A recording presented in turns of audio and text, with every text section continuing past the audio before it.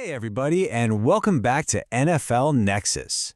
I have been incredibly excited about putting together today's explainer for you because we're going to be looking at what is honestly one of the most fascinating high-wire organizational balancing acts happening in professional football right now. But right before we get into the absolute chess match that the San Francisco 49ers are currently playing with their future, I need you to do a few super quick things for me. Please make sure you hit that subscribe button for the channel, drop a like on this explainer, and definitely jump down into the comment section to let me know what you thought once we wrap up. Seriously, your engagement is what truly helps us keep bringing you these ultra deep dive breakdowns. Okay, let's just dive right into the whole shebang. Today, we are looking at exactly how the San Francisco 49ers are attempting to future-proof their entire franchise. And we're going to examine this from two completely different yet totally connected perspectives. We've got the extreme, grinding, physical toll happening down in the locker room, and then we've got the strategic, almost surgical mastery happening upstairs in the front office. Oh, and just a really quick reminder before we hit the agenda, if you are looking for a fantastic, tangible way to help support the channel, you really have to check out our brand new merchandise. You can help support the channel by purchasing our coloring books. And look, these aren't just for little kids. These are absolutely perfect for children, grandchildren, and adults as well. We made sure they are packed with these incredibly detailed designs that are super relaxing for adults to fill in, but still really fun and accessible for the kids. You can access them right now through the link down in the description below, or simply by scanning the QR code you see popping up right there on your screen. Grab a few copies for the family. It really is a tremendous way to support the deep analytical work we do here at NFL Nexus. All right, let's quickly set the agenda for today's deep dive. We are going to unpack 5 key areas. Number 1, planning for the future. Number 2, the impending 18-game expansion. Number 3, George Kittle's 2-buy solution. Number 4, discipline in the draft. And finally, number 5, stockpiling for 2027. Let's get right into it. Okay, starting off with Section 1, planning for the future, and this constant battle between the micro and the macro. So look, when you're managing an NFL franchise, and especially when you're looking at a roster that is currently sitting right inside a closing championship window like the San Francisco 49ers are, you are constantly, relentlessly fighting a war on 2 completely different fronts. On the micro level, right down there on the turf, you are dealing with the absolute, undeniable, finite limits of human physiology. I mean, we're talking about the smallest biological details here. Players simply get older. Their connective tissue breaks down a little faster. Cartilage in the knees degrades with every single hit. And the cellular recovery process, it just takes so much longer than it did when these guys were 21-year-old rookies. That's the micro. But then, zoom out to the macro level. You are simultaneously trying to navigate a strictly enforced hard salary cap. You're dealing with heavily diminished draft capital from past trades, and you have this unyielding, desperate necessity to constantly inject cheap, young talent into your pipeline just to keep the team afloat. The 49ers are in such a unique, precarious spot here because they have this aging core of foundational, blue-chip superstars, and they're staring right down the barrel of massive, league-wide structural changes. I want you to look at the left side of your screen for a second. Look at those boardroom goals. What is actually driving the league right now? It's unrelenting revenue growth. It's exploding the broadcast value. It's aggressive, non-stop global expansion.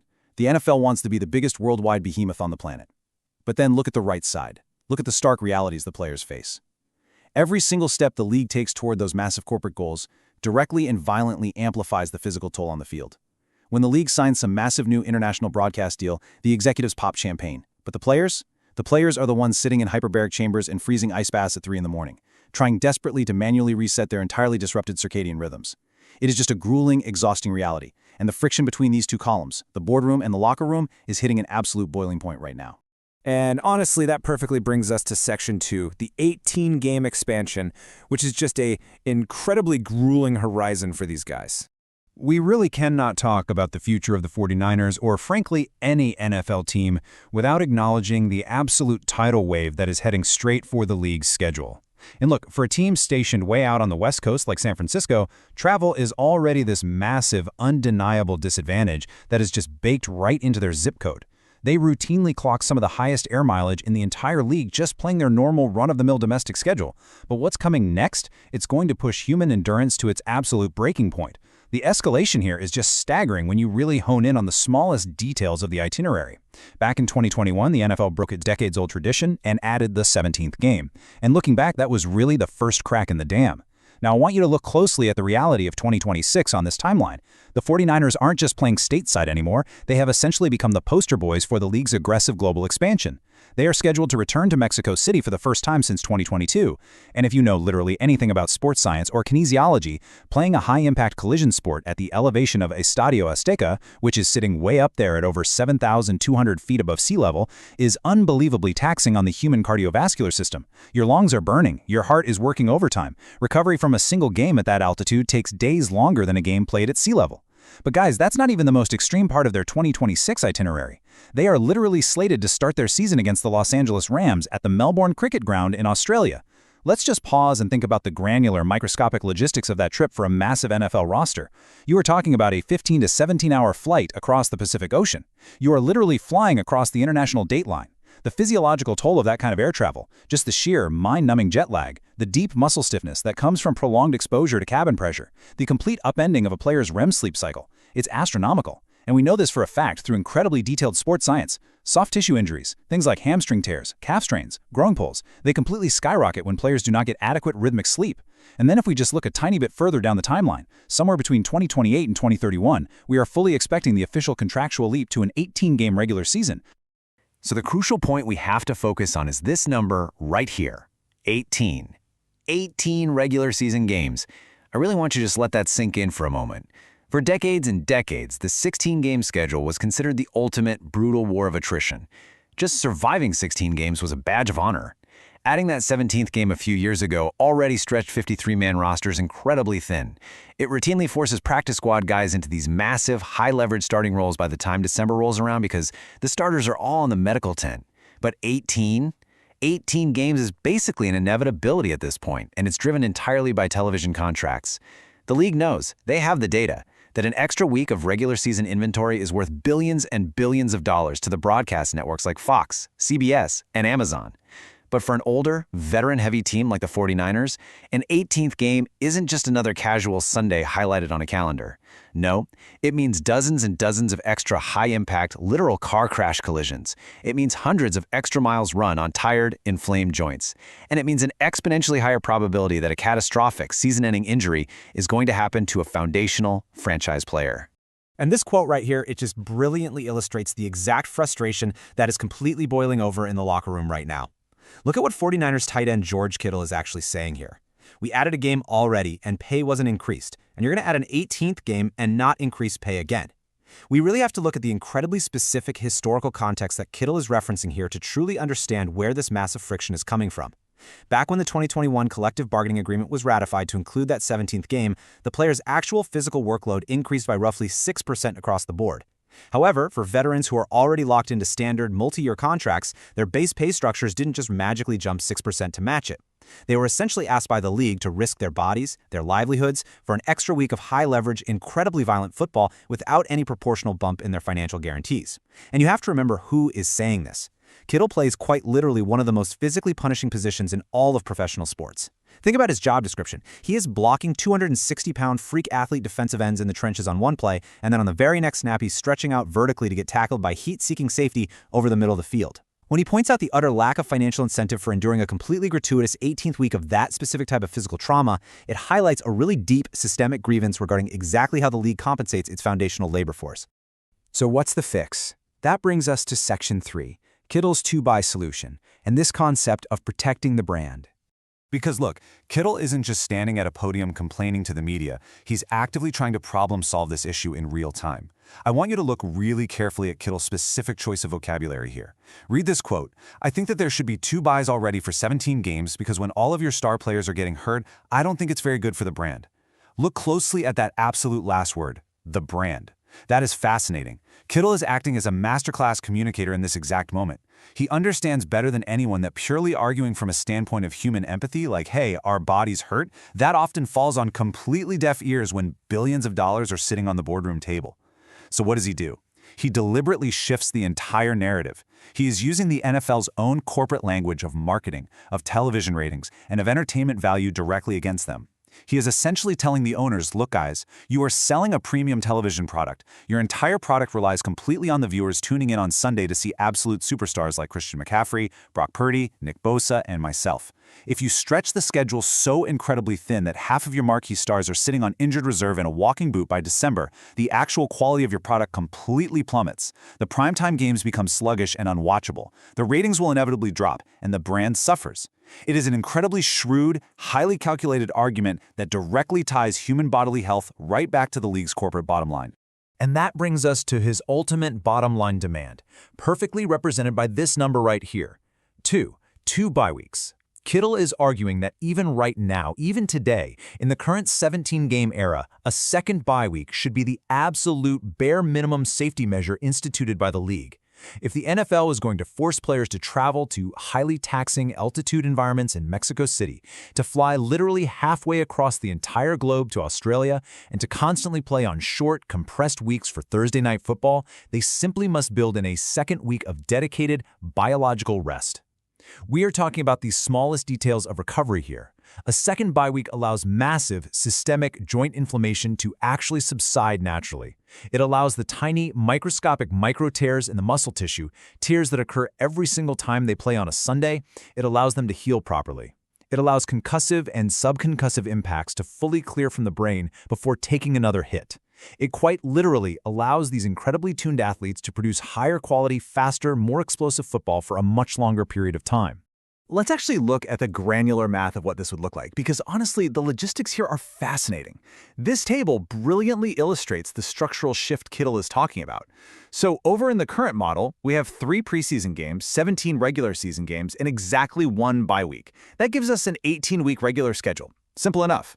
But Kittle's proposal, it basically accepts the financial inevitability of the 18th regular season game. He's a smart guy, he knows the money dictates it's coming, but he demands that second bye week as the absolute trade-off. Now that creates a 19-week regular season. To make that calendar actually work without completely consuming the player's brief offseason and pushing the Super Bowl all the way into mid-March, the NFL would almost certainly have to reduce the preseason schedule from 3 games down to 2. And frankly, if you look at the smallest details of how a modern NFL training camp actually operates today, a third preseason game is entirely unnecessary anyway. Teams now utilize extensive, highly controlled, scripted joint practices with other franchises. Coaches can map out the specific downs, control the exact distances, dictate the tempo of the drill, and most importantly, blow the whistle dead before their star quarterbacks take blindside hits. The necessary evaluation of those fringe roster players fighting for a job, that can absolutely be accomplished in just 2 preseason games alongside those controlled joint practices. That third game is just unnecessary, high-risk injury exposure for literally everyone involved. Kittle's math here works flawlessly. It protects the broadcast product, and it physically protects the longevity of the players. Okay, now let's pivot away from the locker room and see how the front office approaches this same exact idea of preservation in Section 4, Discipline in the Draft, inside the War Room. So while the players are desperately trying to survive the actual physical schedule down on the turf, General Manager John Lynch and Head Coach Kyle Shanahan are sitting upstairs trying to ensure the roster itself can survive the inevitable attrition. I want you to look at how this incredibly strategic mindset was fully built right into their 2026 draft haul. Look at this incredibly diverse, expansive list of reinforcements they brought in. They walked away with a wide receiver, an edge rusher, a running back, a defensive tackle, 2 offensive linemen, a cornerback, and a linebacker. Guys, that is 8 completely distinct players. 8 fresh, young, highly cost-controlled athletes ready to inject vitality and speed into a heavily veteran roster. But here is the massive mystery, and this is exactly where we need to focus on the absolute smallest details of how front offices operate. The 49ers went into this specific draft operating with very limited initial draft capital. They did not have this huge abundance of high-round picks to play around with, so how on earth did a team with limited ammunition manage to fill so many crucial positional needs across almost the entire depth chart? The answer lies in the highly granular mechanics of an absolute war room masterclass. Here are the precise step-by-step actions they followed to pull off this front office mini-heist. Step 1. Avoid panicking or reaching. Look, the NFL draft room is universally known as one of the most high-stress, anxiety-inducing environments in all of professional sports. You have a 10-minute clock literally ticking down on a giant digital screen in front of you. Multiple phones are ringing constantly with low-ball trade offers from rival GMs. You see other teams unexpectedly jumping ahead of you to steal players you really liked, and the temptation to completely panic and just overdraft a lesser player simply because you have a glaring hole at that position, it is immense. It ruins careers. But step 2, trade back to accumulate picks. The 49ers simply didn't panic. They leaned back and trusted their incredibly detailed year-long scouting reports. They actively monitored the draft board, they understood exactly where the specific tiers of talent naturally dropped off, and they willingly moved backward in the order. They let other, more desperate teams pay them a premium just to move up. And then step 3. They turned their original 6 draft bullets into 8 total contributors. Plus, and this is so incredibly vital, they acquired future capital for the following year. They didn't force a single, solitary pick against their board's strict grading system. You can actually hear the deep psychology behind this strategy straight from Kyle Shanahan himself. He noted, if you're going to take someone who you think's the best player, but you don't think they're going to go until like 15 picks later, 20 picks later, it's always a huge risk because you never find out when they're going to go if you take them there. This is a profound dive into the underlying philosophy of pure value maximization. The fear of missing out, the literal FOMO in the NFL draft, destroys entire franchises every single April. It happens every year. You fall in love with a prospect during the interview process at the Combine. You currently hold the 45th pick, but your scouting board tells you the rest of the league probably views him as a 65th pick. An undisciplined front office drafts him at 45 out of pure fear that someone else might take him. But Shanahan and Lynch, they had the psychological discipline to wait. They embraced that inherent risk. They willingly moved back, they collected an extra asset in the process, and they still drafted the specific player they originally coveted. Doing that requires ironclad, completely unwavering trust in your scouting department's intelligence gathering and their evaluation of the broader market. And that incredible patience leads us right into Section 5, stockpiling for 2027, which I really believe is the true masterstroke of this whole plan. We've just looked at exactly how they secured 8 immediate players for the current roster, but the quiet, undeniable crown jewel of all their patient maneuvering in this draft was actually what they did for tomorrow. The masterstroke was securing a 2027 6th-round draft pick by trading back. Now, on the surface, you might be thinking to yourself, come on, it's just a 6th-round pick. Why does that even matter in the grand scheme of things? But in today's explainer, we focus on the smallest details, because that is exactly where smart teams find an edge over the rest of the league. Often, general managers will use those late-round future picks as simple throw-in fodder just to move up a few spots on day 2, or they'll lazily package them away at the October trade deadline in exchange for a half-season rental player who leaves in free agency anyway.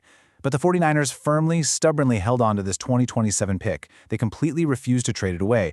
This wasn't some sort of oversight or a lucky coincidence. Keeping it was a highly deliberate, calculated move based on exhaustive, multi-year future projections of the collegiate talent pool. And this quote right here brilliantly illustrates exactly why they kept that pick locked safely away in the vault. Look at this massive insight from General Manager John Lynch. He revealed, there's a lot of indications that next year's draft is going to be strong, certainly at the quarterback position, which often can kind of push a lot of players back. Okay, let's heavily dissect the profound structural insight hiding inside the statement. Lynch is describing the ultimate domino effect of the NFL draft. Think about the mechanics of this. When you have a historically strong collegiate quarterback class, let's say 5 or 6 quarterbacks are widely projected to go in the very first round alone, what happens? Teams get desperate. They panic for the most important game-changing position in all of sports, and they wildly overdraft QBs. And when those QBs get pushed artificially high up the draft board, incredibly elite blue-chip positional players, I'm talking starting caliber wide receivers, game-wrecking edge rushers, and absolute shutdown corners, they get unexpectedly pushed down into the second round. And then, as a direct result, the second-round talent gets pushed into the third round, and that incredible talent cascades all the way down the entire draft board. So when the 49ers are sitting there patiently on the clock in the 6th round of the 2027 draft, the player actually available to them will very likely carry a 4th or even a high 3rd-round grade on their internal scouting scale. By forecasting the macro trends of the collegiate landscape literally years in advance, Lynch made that 2027 6th-round pick exponentially more valuable than just some standard run-of-the-mill late-round flyer. It's brilliant. So bring this all together, this is the ultimate question we really have to ask ourselves as we look at the entire landscape of this franchise right now. Will the 49ers' calculated patience in the war room actually pay off against the grueling physical realities of an 18-game future? We have clearly seen the micro versus the macro play out here today. You have George Kittle and the guys in the locker room fighting tooth and nail for just basic human bodily preservation against brutal 17-hour flights to Australia, lung-burning high-altitude games in Mexico City, and a seemingly inevitable 18-game slate without an extra bye week to even attempt to recover. On the exact other hand, you have John Lynch and Kyle Shanahan operating upstairs with cold, clinical precision, multiplying their draft capital out of thin air and carefully stockpiling young, resilient talent to prepare for the exact wave of injuries that the grueling schedule is inevitably going to cause. Can brilliant, forward-thinking roster management ultimately offset the massive, undeniable physical toll of modern NFL global expansion? Honestly, it is the defining question for the San Francisco 49ers over these next 5 years. And you know what? I want to hear exactly what you think about that question. Seriously, jump down in the comments right now and let me know if you think the front office's strategy will actually be enough to protect this team's closing championship window. And of course, before you go anywhere, please make sure you subscribe to the channel, drop a like on this explainer, and comment on what you thought of the really deep dive we did today. Also, please do not forget to help support the channel by purchasing our coloring books. I promise you they really are absolutely perfect for children, grandchildren, and adults as well. You can access them right now through the link down in the description or simply via the QR code right there on your screen. Thank you guys so much for joining me to explore the absolute smallest details today, and I will see you all next time right here on NFL Nexus.